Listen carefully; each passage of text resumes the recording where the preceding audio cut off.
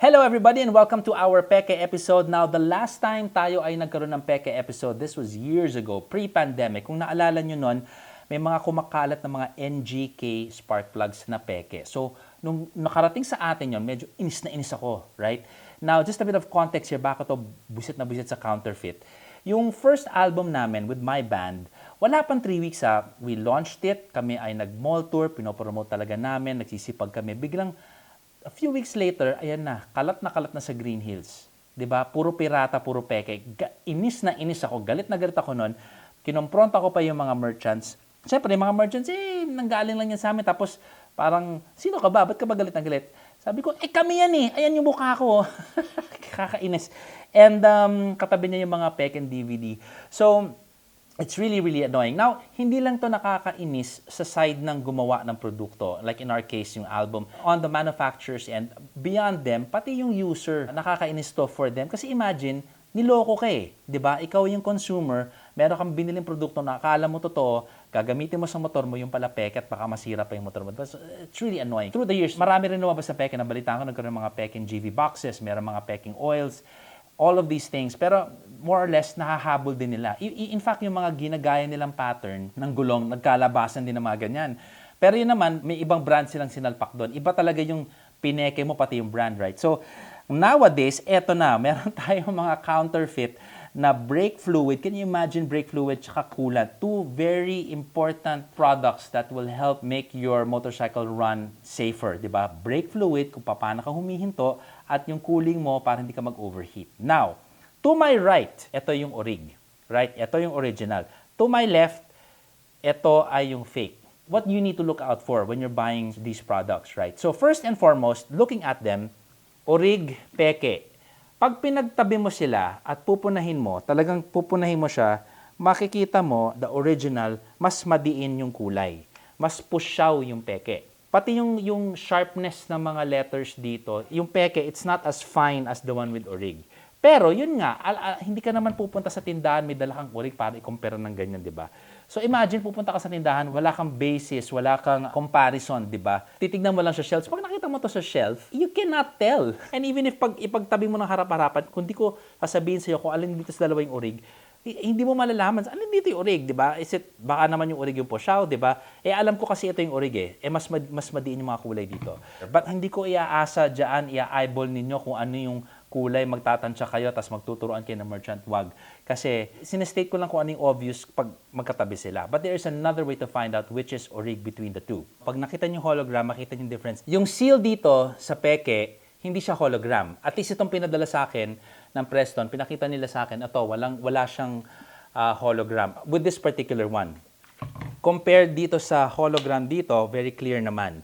So, ang hologram kasi nito, pag nilaro mo siya sa ilaw, pag inanggulo mo siya, mababasa mo Preston. Pag inanggulo mo siya, mababasa mo genuine. So, those are the telltale signs kung alin yung orig o hindi. Ito, kita mo naman, hindi siya hologram, di ba? So, kalimutan nyo na yan. So, there are two types of fake holo seals, okay? So, yung first one is an old seal design na may Prestone logo. Japex yun, yung hindi hologram, nakikita nyo yung Prestone lang. The new label of Prestone does not use the old foil design. Pag nababasa nyo lang ay Prestone, tapos yun nga, walang hologram, peke po yan. Yung dati kasi meron siyang big R. And yun na nga, that proves that this is fake. Tapos, humabol naman itong mga makukulit na ito. Gumawa din sila ng holographic foil design nila. Pero yung fake holographic foil seal nila, hindi klaro yung Prestone and yung genuine words pag inilaro mo sa ilaw. Yung words, they kind of overlap, so mahirap siyang basahin. You can tell that way as well. See, here, you can see the genuine does not transform into Prestone. Nag-overlap pa siya para nakakaduling tignan. Yan ang peke. Ang orig, ito. You can see it clearly transformed from Prestone. Ayan, Prestone. And if you shift it, it becomes genuine. And another thing that I noticed, iba yung print dito sa puwetan niya. Yung print dito, yung mga numbers na nakalagay dito, meron siyang ibang klaseng print compared to yung print dito which is smaller at mas bolder yung ink.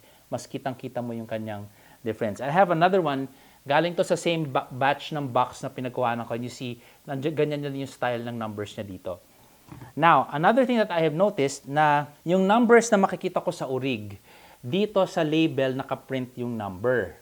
Right? With the batch that I got, dito ko nakita na yan, andyan yung numbers na to. Although I don't know what these numbers are, but andyan siya. Dito, nakaprint siya sa bote mismo, hindi sa label. So, that's another sign.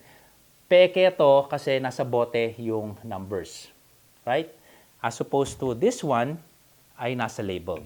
So, syempre, si Prestone, they tested yung mga fake products na lumalabas. Yun nga, ang lumalabas, eto, failed miserably. Yung time to reach the boiling point, narating nito faster and hindi maganda yon. Ayaw mo nga mag-boil, ayaw mo nga uminit eh. Coolant is supposed to prevent that, di ba? Gusto mo mapalamig yung iyong sasakyan. Lumalabas, tubig lang to eh. It's behaving just like water. Siguro lagyan lang ng food coloring. I don't know what they put in here. Pero nakakainis, di ba? Bibili ka ng Prestone, akala mo Prestone, tapos biglang tubig lang pala, di ba? Kakainis. They also tested the brake fluid and this is looking to be diluted also. So, hindi na natin alam kung hinalo nila dito. So, yun yung nakakainis. Samantalang yung Urig is Urig. Now, Prestone is the best in the industry. They are number one. They've been around for decades. They're well respected around the world. Sa Pilipinas, talagang ang industry leader is Prestone. So, I'm not surprised na sila ay pineke. So, sa inyong lahat, mag-ingat po tayo. Please be careful. Hindi pwedeng tayo ay magpapaloko. Alisto tayo. So at least alam niyo na. Tignan niyo hologram, tignan niyo mga points na sinabi ko para kayo ay hindi makabili ng peke. And again, to all the merchants, alisto din kayo. Alagaan niyo din po yung inyong mga customer. Kasi kayo yung bumili ng mga peke, sabihin natin hindi nyo alam, o de alamin natin sino ba yung mga trusted and official dealers and wholesalers para sa inyo. Para tayo ay okay lahat, chillan tayo lahat. At para sa mga peke, yung mga pirata dyan na makukulit, na gawa ng ganyan, magbago na kayo. Oh my God, please. It's another Peke episode. I hope you guys are much better informed at this point. So always ride safe and always buy original. This is Zach. Ciao.